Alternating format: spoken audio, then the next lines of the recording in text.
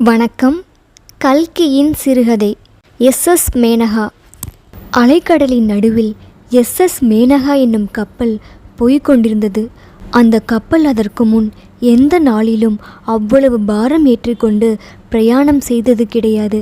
இந்த தடவை அதில் ஏறியிருந்த பாரம் முக்கியமாக பிரயாணிகளின் பாரமேயாகும்.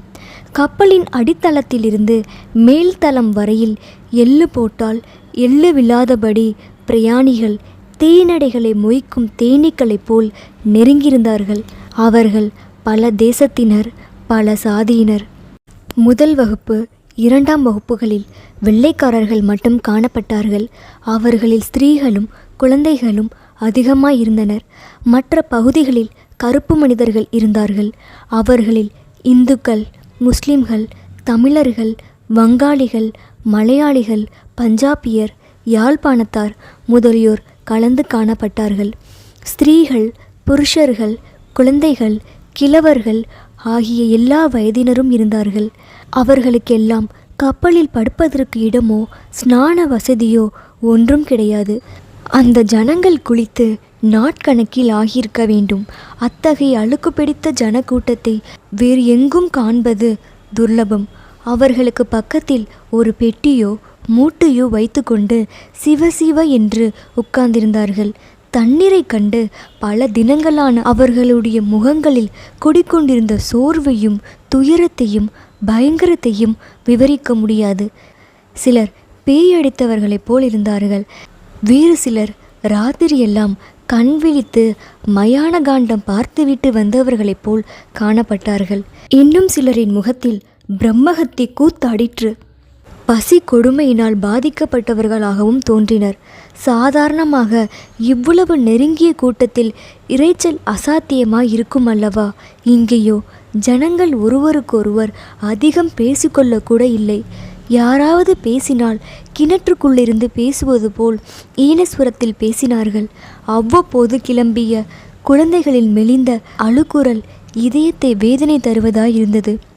கப்பலில் எந்த பக்கம் பார்த்தாலும் கண்வழி வரும்படியான ஆபாசமும் அழுக்கும் நிறைந்திருந்தன. சுத்தம் என்பதையே அங்கே காண முடியாது. துர்கந்தமோ கேட்க வேண்டியதில்லை. கப்பலின் புதிய பெயிண்டின் நாற்றம், மூளையில் அழுகி கிடந்த வெங்காயத்தின் நாற்றம், பழைய ரொட்டி துண்டுகளின் நாற்றம், மனிதர்களின் வியர்வை நாற்றம், சுருட்டு நாற்றம், குழந்தைகள் ஆபாசம் செய்த நாற்றம். அம்மம்மா, எத்தனை விதமான நாற்றங்கள்! நரகம் என்பது இதுதானோ? எஸ்.எஸ். மேனகா இந்த கதியை அடைந்திருந்ததின் காரணம் என்னவென விரிவாக சொல்ல வேண்டிய அவசியமில்லை. அது 1942 வருஷம் பிப்ரவரி மாத ஆரம்பத்தில் சிங்கப்பூரிலிருந்து கிளம்பிய கப்பல் என்று சொன்னாலே போதும். சிங்கப்பூரை ஜப்பானியர் தாக்குவதற்கு சில நாளைக்கு முன்புதான் அது கிளம்பி இப்போது 6 நாளாகிவிட்டது. ஆனால் கப்பல் தற்சமயம் கடலில் எந்த இடத்துக்கு வருகிறதென்று பிரயாணிகளில் யாருக்கும் தெரியாது. அது எங்கே போகிறதென்று கூட ஒருவருக்கும் நிச்சயமில்லை.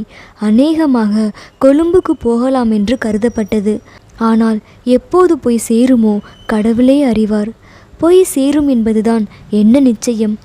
பிரயாணிகள் கப்பலின் வசதி குறைவுகளால் அடைந்த கஷ்டங்களை காட்டிலும் மனபீதியினால்தான் அதிக கலக்கம் அடைந்திருந்தார்கள். அவர்களில் பலர் மலாய் நாட்டில் ஜப்பானுடைய வெடிகுண்டுகளினால் நேர்ந்த விபரீதங்களை நேரில் பார்த்தவர்கள். அந்த பயங்கரங்களை இந்த ஜென்மத்தில் அவர்களால் மறக்கவே முடியாது. தரையிலேயே ஜப்பானுடைய வெடிகுண்டுகளினால் அப்படிப்பட்ட பயங்கரங்கள் நேரிடக்கூடும் என்றால் நடுக்கடலில் கப்பலின் மேல் குண்டு விழுந்தால் என்ன கதி? அதோ கதிதான்.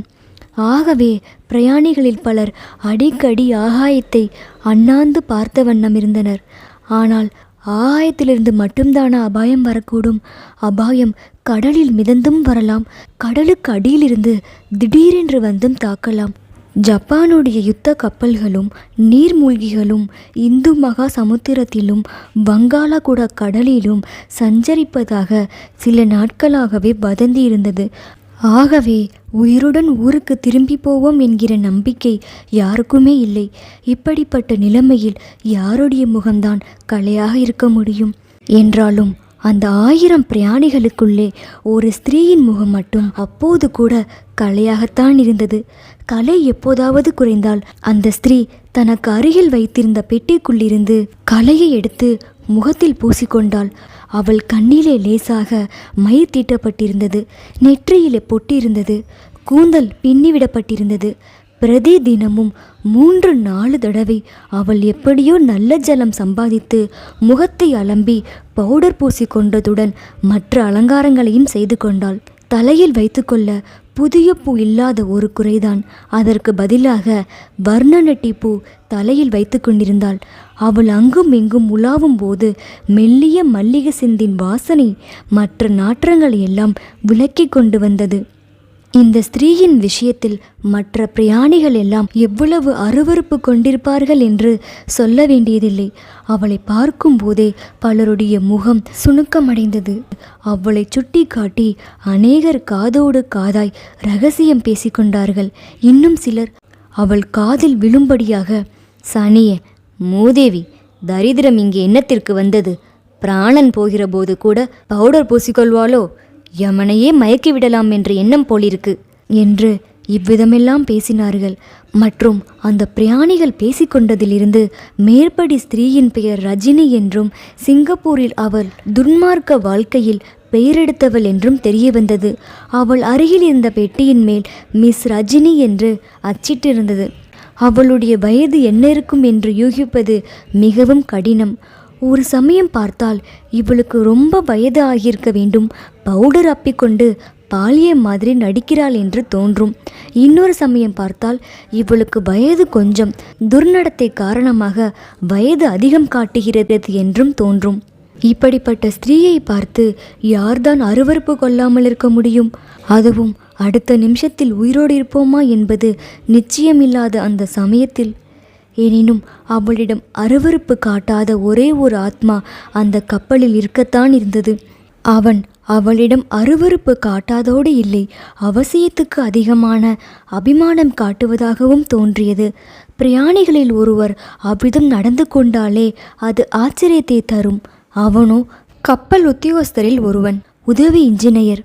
பார்ப்பதற்கு ஆங்கிலோ இந்தியன் மாதிரி இருந்தான். அவன் பெயர் ஜான் என்று மற்ற உத்தியோகஸ்தர்கள் அழைத்ததிலிருந்து தெரிந்தது.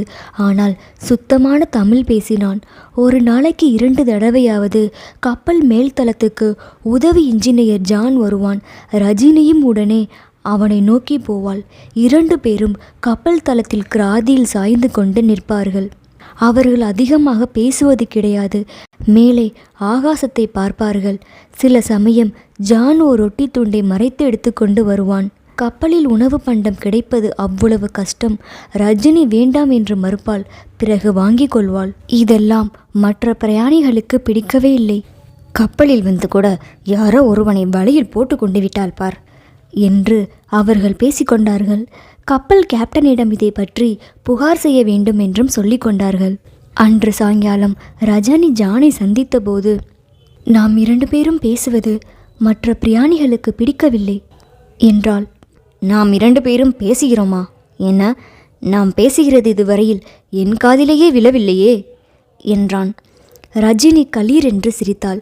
சொல்ல முடியாத சோகமும் ஆழ்ந்த பீதியும் கொண்டிருந்த அந்த கப்பலில் அவளுடைய சிரிப்பின் ஒளி அபஸ்வரமாய் தோன்றியது. அதை அவளே அறிந்து கொண்டு சுற்றுமுற்றும் பார்த்துவிட்டு, நாம் வெறுமன சற்று நேரம் நிற்பது கூட அவர்களுக்கு பொறுக்கவில்லை. கேப்டனிடம் புகார் செய்ய போகிறார்களாம் என்றாள். உன்மேல் அவர்களுக்கு என்ன கோபம் என்று ஜான் கேட்டான். அதுதான் எனக்கும் தெரியவில்லை. அவர்களுடைய சொத்து சுதந்திரத்தை எல்லாம் நானா பறித்து கொண்டேன். ஜப்பான்காரன் மேல் காட்ட வேண்டிய கோபத்தை என் பேரில் காட்டி என்ன பிரயோஜனம்? அசட்டு ஜனங்கள். நான் முகத்தை அலம்பி பொட்டு வைத்துக் கொள்வது அவர்களுக்கு பிடிக்கவில்லை. இன்றைக்கோ நாளைக்கோ சாகப் போகிறோம். இருக்கிற வரையில் சந்தோஷமாக இருந்துவிட்டு போனால் என்ன? மூதேவி பிடித்தது போல் முகத்தை கூட அலம்பாமல் உட்கார்ந்திருப்பதில் என்ன லாபம்? சாவை பற்றி ஏன் அடிக்கடி பேசுகிறாய்? செத்துப்போக ஆசையாயிருக்கிறதா என்று ஜான் கேட்டான். ஆமாம் என்று ரஜினி ஒரே வார்த்தையில் பதில் சொன்னாள். ஏனப்படி? சாகாமல் இருந்து என்ன ஆக வேண்டும்? இந்தியாவில் பந்துக்கள் தெரிந்தவர்கள் யாரும் இல்லையா? இல்லை. உயிரை விடுவதாயிருந்தால் இன்றைக்கு ராத்திரியை போல் தக்க தருணம் கிடையாது. 9 மணிக்கு சந்திரன் உதயமாகிவிடும். அப்புறம் சமுத்திரம் பார்க்கடலாயிருக்கும். நான் தயார் என்றாள் ரஜினி. அன்று சாயங்காலம் அஸ்தமன சமயத்தில் ரஜினி அலங்காரம் செய்து கொள்வதை பார்த்துவிட்டு பிரயாணிகள் அளவில்லாத வியப்பும் அருவருப்பும் கொண்டார்கள். அருவருப்பை வெளிப்படையாகவும் காட்டிக்கொண்டார்கள். ரஜினி அதை கொஞ்சமும் பொருட்படுத்தவில்லை. தனக்குள் ஏதோ சிந்தனையில் ஆழ்ந்தவளாய் தோன்றினாள். நேரம் ஆக ஆக அவளுடைய பரபரப்பு அதிகமாயிற்று. ரஜினி மனநிலையை பிரதிபலிப்பது போல் கப்பல் வழக்கத்தை விட மிகவும் துரிதமாக சென்றது. அதை பற்றி பிரயாணிகள் கவலையுடன் ஒருவரோடு ஒருவர் பேசிக்கொண்டார்கள். இரவு சுமார் 8 மணிக்கு ஜான் கப்பல் மேல்தளத்துக்கு வந்ததும் ரஜினி விரைந்து எழுந்து வந்து அவன் பக்கத்தை அடைந்தாள். தயார்தானே? மனத்தில் சந்தேகம் ஒன்றுமில்லையே? கொஞ்சம் கூட இல்லை. அப்படியானால் என்னோடு வா என்று சொல்லிவிட்டு ஜான் முன்னால் நடந்தான். யுத்த காலமாதலால் கப்பலில் ராத்திரியில் விளக்கு போடுவது கிடையாது. ஒரே இருட்டாயிருந்தது. ஜானுடைய வெள்ளை உடுப்பின் அடையாளத்தை கொண்டு ரஜினி நடந்தாள். ஓரிடத்தில் அவளுக்கு கால் தடுமாறிற்று. ஜான் திரும்பி அவளுடைய கையை பிடித்து கொண்டான். ரஜினிக்கு மயிர்கூச்செறிந்தது. 2 பேரும் மௌனமாய் கொஞ்ச தூரம் நடந்தார்கள். இங்கே படிகட்டு, ஜாக்கிரதையாய் இறங்கி வா என்றான் ஜான். இறங்கி போனார்கள். இவ்விதம் 1/4 மணி நேரம் இருட்டில் நடந்த பிறகு ஜான் ஓரிடத்தில் நின்றான். கதவு திறக்கும் சத்தம் கேட்டது. வெளியிலிருந்து குளிர்ந்த காற்று விர் என்று ரஜினியின் முகத்தில் அடித்தது. அலைத்துளிகளும் தெரித்தன. கடைசி தடவை கேட்கிறேன், கொஞ்சம் கூட உன் மனத்தில் சந்தேகம் இல்லையே என்றான் ஜான். இல்லவே இல்லை. இந்த கதவுக்கு வெளியில் ஏணி தொங்குகிறது. அதன் வழியாக கீழுள்ள படகில் நாம் இறங்க வேண்டும். படகு பலமாய் ஆடும். அதற்காக பயப்பட வேண்டாம். என் கையை கெட்டியாக பிடித்துக்கொள். செத்து போவதற்கு இவ்வளவு ஜாக்கிரதையும் தடபுடலுமா என்றாள் ரஜினி.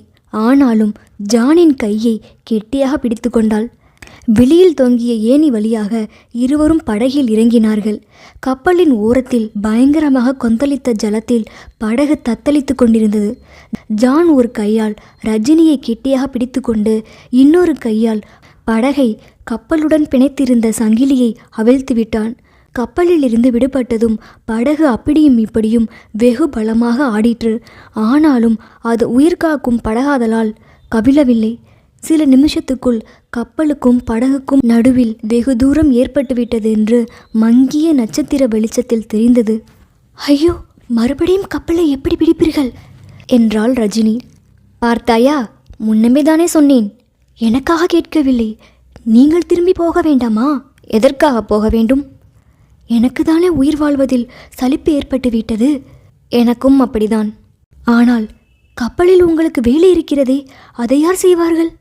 இன்றிரவு எனக்கு வேலை இல்லை. நாளைக்கு யாரும் செய்ய வேண்டிய அவசியம் இராது. என்ன சொல்கிறீர்கள்? 1/2 மணி நேரம் பொறுத்து பார்த்தால் தெரியும். சற்று நேரம் மௌனமாயிருந்த ரஜினி பிறகு, நீங்களும் உயிரை விடுவதற்காகத்தான் வந்தீர்களா என்று கேட்டாள். இல்லை, உயிரை காப்பாற்றிக் கொள்வதற்காக வந்தேன். சில மணி நேரத்துக்கு ஒன்றும் புரியவில்லை. அவசியம் புரியத்தான் வேண்டுமானால் சொல்கிறேன். மேனகாவை ஜப்பானி சப்மரைன் பார்த்துவிட்டது. துரத்தி கொண்டு வருகிறது. கப்பலில் உள்ளவர்களுக்கெல்லாம் இன்னும் 1/2 மணி நேரம்தான் உயிர் வாழ்க்கை. ஐயோ, அவர்களை காட்டிலும் இன்னும் சில மணி நேரம் நாம் உயிரோடு இருக்கலாம். எதற்காக இருக்க வேண்டும்? எதற்காக சாக வேண்டும்? பகவான் கொடுத்த உயிரை முடிந்த வரையில் காப்பாற்றிக் கொள்ளலாமே. இச்சமயம் பின்புறத்தில் ஏதோ பளிச்சென்று பிரகாசம் தோன்றவே ரஜினி திரும்பி பார்த்தாள். இருண்ட கடலின் நடுவில் திடீரென்று தோன்றிய தீயின் ஒளி வெகு பயங்கரமாயிருந்தது. அதே சமயம் 1000 இடி சேர்ந்தாற் போல் இடித்த மாதிரி ஒரு கடூர சத்தம் கேட்டது. மலாய் நாட்டில் வெடிகுண்டு வெடிக்கும் சத்தத்தை ரஜினி கேட்டிருந்தாள். இப்போது கேட்ட சத்தத்துக்கு முன்னால் அந்த வெடிகுண்டு சத்தம் ஒன்றுமே இல்லை என்று சொல்லும்படி இருந்தது. அப்போது ரஜினி தன்னுடைய தலை 10,000 சுக்கல்களாக உடைந்து விட்டதென்று கருதினாள். ஜான் அவளை கெட்டியாக பிடித்து கொண்டு, ஒன்றுமில்லை, பயப்படாதே என்றான். ரஜினியின் அதிர்ச்சி நீங்கி மறுபடியும் கண்ணை திறந்து பார்த்தபோது முன்னர் தீயின் வெளிச்சம் தோன்றிய இடத்திலிருந்து இப்போது கரும் புகைத்திரள் அடர்த்தியாக கிளம்பி கொண்டிருப்பதை கண்டாள். கப்பல் மூழ்கிவிட்டது என்றான் ஜான். ஐயோ, அவ்வளவு பேருடனுமா? என்ன கொடூரம்! எத்தனை பச்சை குழந்தைகள்! ஜப்பானியர்கள் மனிதர்களா, ராட்சசர்களா? கப்பல் மூழ்கிய இடத்திலிருந்து கிளம்பிய பிரம்மாண்டமான அலைகள் வந்து படகை மோதத் தொடங்கின.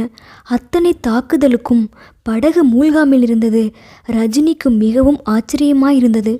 சற்று நேரத்துக்கெல்லாம் கரும் புகைப்படலம் நாலாபுறமும் வியாபித்து வானையும் கடலையும் மூடி ஒரே இருள்மயமாய் செய்துவிட்டது. அம்மாதிரியான பயங்கர இருட்டை ரஜினி அதற்கு முன் பார்த்ததே கிடையாது. பயத்தினால் நடுங்கிய கரங்களினால் அவள் ஜானின் தோள்களை கெட்டியாக பற்றி கொண்டாள். சற்று நேரத்துக்கெல்லாம் புகைத்திரள் விலகத் தொடங்கியது. வானில் நட்சத்திரங்கள் மறுபடியும் கண் சிமிட்டின. ஐயோ, என்னத்திற்காக என்னை இப்படி அழைத்து கொண்டு வந்தீர்கள்? எல்லோருடனும் நானும் இதற்குள். அதோ பார் என்றான் ஜான். கிழக்கு திசையின் அடிவானத்தில் தங்க நிறமான பிரகாசம் காணப்பட்டது. அது என்ன? ஐயோ, ஒருவேளை இன்னொரு கப்பலோ? இல்லை இல்லை, கிழக்கே சந்திரோதயம் ஆகிறது. பார்த்து கொண்டிருக்கும் போதே சந்திரன் கடலில் குளித்துவிட்டு எழுந்திருப்பது போல் மேலே வந்தான். வானும் கடலும் சேருமிடத்தில் கடல் நீர் தங்கம் உருகி தழலாகிறது போல் தகத்தகமயமாயிருந்தது. ஆஹா, என்ன அற்புதம்! அற்புதமாய் இருக்கும் என்று எனக்கு தெரியும். இந்த அற்புதத்தை பார்த்துவிட்டு சாகலாம் என்றுதான் உன்னை அழைத்து வந்தேன். சாவை பற்றி ஏன் பேச வேண்டும்? இருக்கிற வரையில் சந்தோஷமாயிருக்கலாமே. எப்படி சந்தோஷமாயிருப்பது?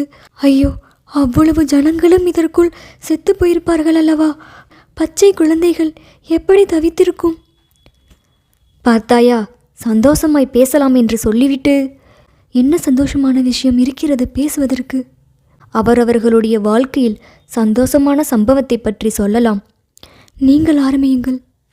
இந்த நாளில் எந்த காரியத்திலும் ஸ்திரீகளுக்கு முதன்மை கொடுப்பதுதான் சம்பிரதாயம். என் வாழ்நாளில் ஒரே ஒரு மாத காலம்தான் சந்தோஷமாய் இருந்திருக்கிறேன். ஆனால் அந்த ஒரு மாதத்தை நினைத்து பின்னால் எப்போதும் துக்கப்பட்டிருக்கிறேன். துக்கப்பட்டதை பற்றி சொல்ல வேண்டாம், சந்தோஷமாயிருந்ததை பற்றி சொன்னால் போதும். சொல்ல ஆரம்பித்தால் அழுகை வந்துவிடும். கதை மாதிரி சொல்லிப்பாரேன். சற்று நேரம் மௌனமாயிருந்துவிட்டு ரஜினி சொல்ல ஆரம்பித்தாள்.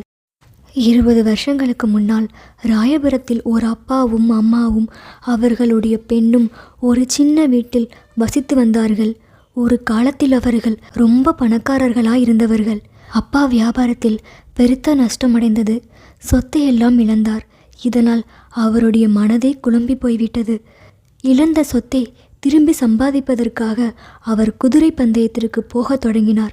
வீட்டில் பாக்கியிருந்த நகை நட்டுகளுக்கும் சனியன் பிடித்தது. அம்மாவும் பொண்ணும் எவ்வளவோ சொல்லியும் அவர் கேட்கவில்லை. அவர்களுடைய வீட்டின் மச்சில் ஒரு அறை இருந்தது.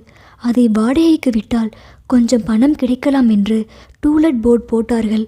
அதை ஒரு வாலிப பிள்ளை வந்து வாடகைக்கு எடுத்துக்கொண்டார். அவருக்கு ஹார்பரில் வேலை. அப்பாவுக்கு அவரை ரொம்பவும் பிடித்து விட்டது. 4 நாளைக்கெல்லாம், நீ என்னத்திற்காக ஹோட்டலுக்கு போய் சாப்பிட்டு உடம்பை கெடுத்துக் கொள்கிறாய்? இங்கேயே சாப்பிட்டு கொண்டிருக்கலாமே என்றார். அவரும் சரி என்று சொல்லி வீட்டிலேயே சாப்பிட ஆரம்பித்தார். அந்த பீதி பெண் தன்னை உத்தேசித்துதான் அந்த வாலிபர் அவ்விதம் வீட்டில் சாப்பிட ஒப்புக்கொண்டதாக எண்ணினாள்.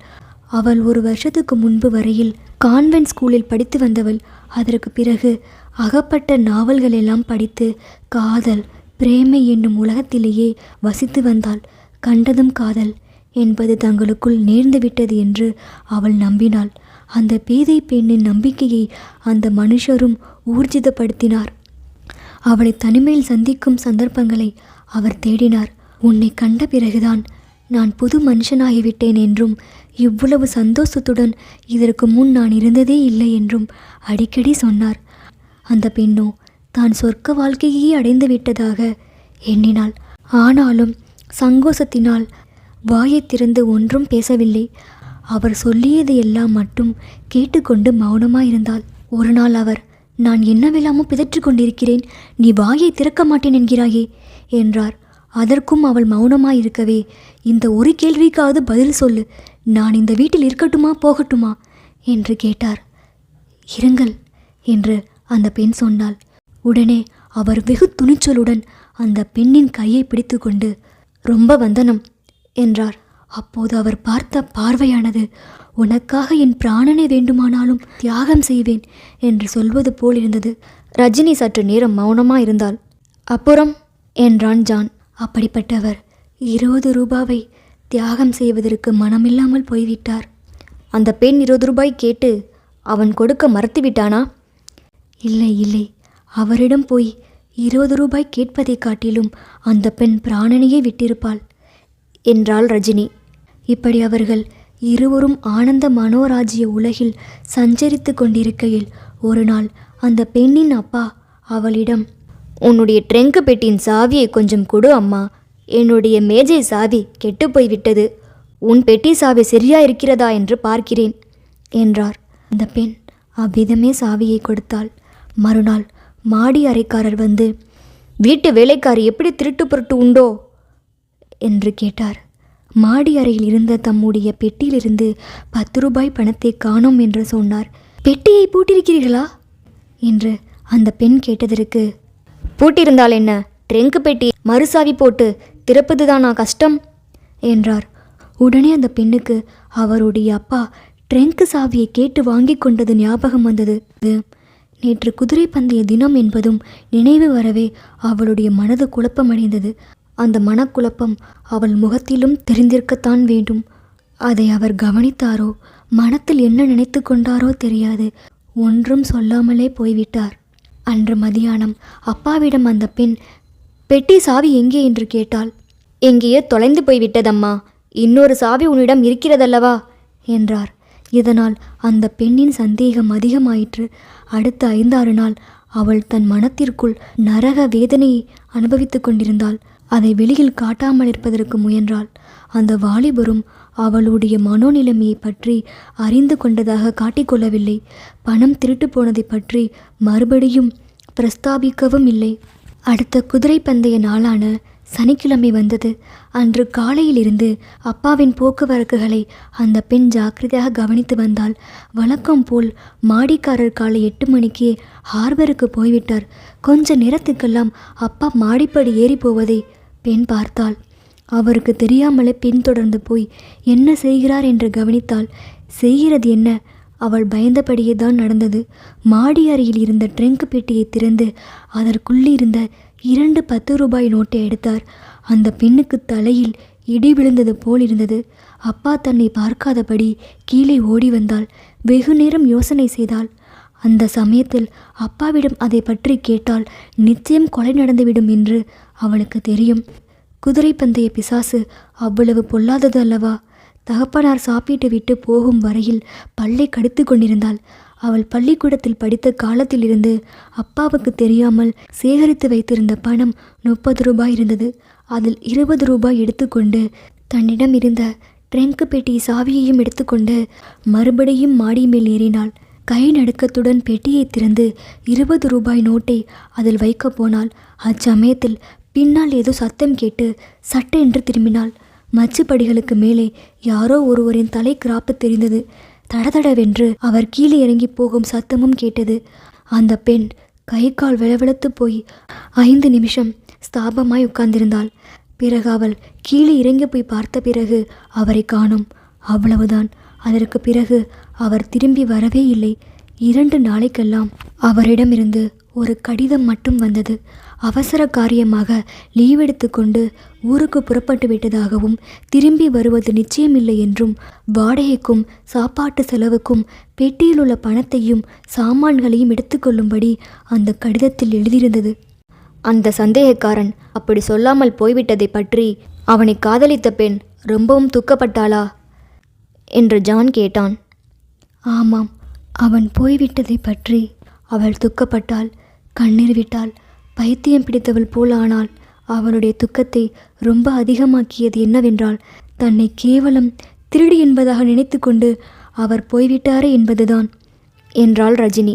பிறகு அந்த பெண் என்ன செய்தாள் என்று ஜான் தழுதழுத்த குரலில் கேட்டான்.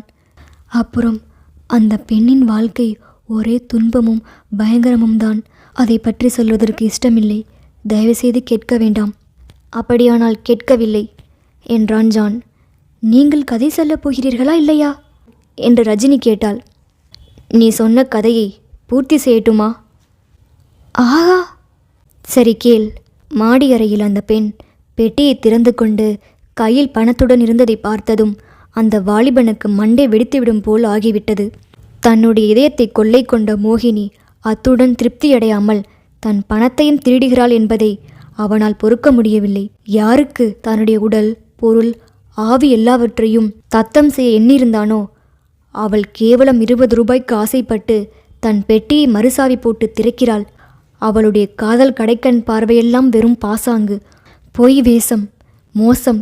இந்த எண்ணத்தினால் வெறிப்பிடித்தவன் போலாகி அந்த வாலிபன் விரைந்து ஓடினான். அந்த வீட்டின் முகாலோபனமும் இனிமேல் செய்வதில்லை என்று தீர்மானித்தான். பெண் குலத்தையே சபித்தான். தான் அவ்விதம் ஏமாந்து போனதை பற்றி தன்னையே சபித்து கொண்டான். ஆனால் நாள் போக போக அவனுடைய மனது மாறியது. ஆத்திரம் தணிந்தது. நிதானமாக யோசனை செய்ய தொடங்கினான். அந்த பெண் செய்தது அவ்வளவு கொடிய காரியமா என்பது பற்றி அவனுக்கு சந்தேகம் உண்டாயிற்று. தரித்திரத்தின் கொடுமையால் தானே அவள் அப்படி செய்திருக்க வேண்டும். அவளுடைய தாயார் தகப்பனாரை காப்பாற்றுவதற்காகத்தானே செய்திருக்க வேண்டும். இந்த எண்ணம் வலுப்பட்டதும் அவள் மேல் அவனுக்கிருந்த அன்பு 2 மடங்கு அதிகமாயிற்று. கொஞ்ச நாள் கழித்து அந்த வீட்டை மறுபடியும் தேடிக்கொண்டு வந்தான். வீட்டில் வேறு யாரோ குடியிருந்தார்கள். ஏற்கனவே குடியிருந்தவர்களை பற்றி அவர்களுக்கு ஒன்றும் தெரியவில்லை. அக்கம் பக்கத்தில் விசாரித்ததும் தகவல் கிடைக்கவில்லை. இதனால் அந்த வாலிபனுக்கு உலக வாழ்க்கையின் மேலேயே வெறுப்பு உண்டாகிவிட்டது. துக்கத்தை மாற்றிக்கொள்வதற்காக அவன் கிறிஸ்துவ மதத்தை சேர்ந்தான். ஜானகிராமன் என்ற பெயரை ஜான் என்று மாற்றிக்கொண்டான். ஆனாலும் அவனுக்கு மனசாந்தி உண்டாகவில்லை. ஒரே இடத்தில் இருக்க அவனுக்கு பிடிக்காதபடியால் கொஞ்ச நாளைக்கு பிறகு ஹார்பர் வேலையிலிருந்து கப்பல் வேலைக்கு போனான். ஆகா, அவன் அப்படி கப்பல் வேலைக்கு போனது எவ்வளவு நல்லதாய் போயிற்று. இல்லாவிட்டால் 20 வருஷத்துக்கு பிறகு அவனுடைய காதலி ராஜத்தை அவன் நடுக்கடலில் சந்தித்திருக்க முடியுமா? நடுக்கடலில் சந்தித்தவள் அந்த துரதிர்ஷ்ட பிடித்த ராஜம்மாள் தான் என்று எப்படி தெரிந்து கொண்டீர்கள் என்று ரஜினி கேட்டாள். எப்படி தெரிந்து கொண்டேனா? என் உடம்பில் உள்ள ஒவ்வொரு அணுவும் இவள்தான் ராஜம் என்று எனக்கு சொல்லிற்று. அவள் அதிகமாக உருமாறவும் இல்லையே. 20 வருஷத்துக்கு முன்னால் நான் பார்த்தபடியே தான் இருக்கிறாள். ஆனால் ராஜம் என்னை எப்படி தெரிந்து கொண்டாள் என்பதுதான் ஆச்சரியமாய் இருக்கிறது. நான் அடியோடு மாறியிருக்கிறேனே. மாறியிருந்தால் என்ன? கண்களை வேண்டுமானால் ஏமாற்றலாம், மனத்தை ஏமாற்ற முடியுமா? நான் சாவதற்குள்ளே அவரை ஒரு தடவை கண்டிப்பாய் பார்க்க வேண்டும்.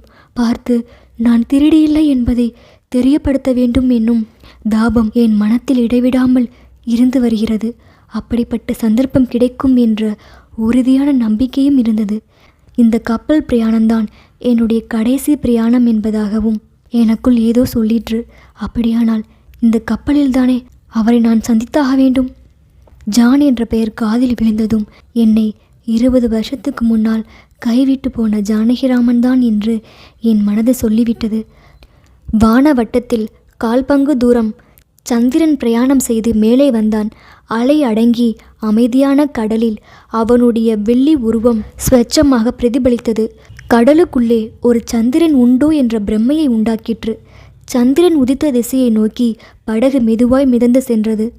ஒரு நாள் ராயபுரத்து கடற்கரையில் நாம் இதே மாதிரி பால் நிலவு எரிந்தபோது நாம் இருவரும் உட்கார்ந்து பாடிக்கொண்டிருந்தோம். ஞாபகம் இருக்கிறதா என்று ஜானகிராமன் கேட்டான். பேஷாய் ஞாபகம் இருக்கிறது என்றாள் ராஜம்மாள். இன்றைக்கு மறுபடியும் பாடலாமா? ஆஹா! சாந்தம் குடிக்கொண்டிருந்த சமுத்திர மத்தியில் இளஞ்சந்திரன் சொரிந்த மோகன நிலவொளியில் ஒரு ஸ்திரீயின் இனிய குரலும் ஒரு புருஷரின் கம்பீர குரலும் பின்வரும் இன்ப கீதம் எழுந்தது. நாதர் முடி மேலிருக்கும் வெண்ணிலாவே, அங்கே நானும் வரவேண்டுகிறேன் வெண்ணிலாவே. சச்சிதானந்த கடலில் வெண்ணிலாவே, நானும் தாழ்ந்து விட வேண்டுகிறேன் வெண்ணிலாவே. சச்சிதானந்த கடலில் வெண்ணிலாவே, நானும் தாழ்ந்து விட வேண்டுகிறேன் வெண்ணிலாவே. நன்றி. இணைந்திருங்கள் இப்படிக்கு எம்மொழியுடன். இப்படிக்கு செல்லம்மா பிரியதர்ஷினி.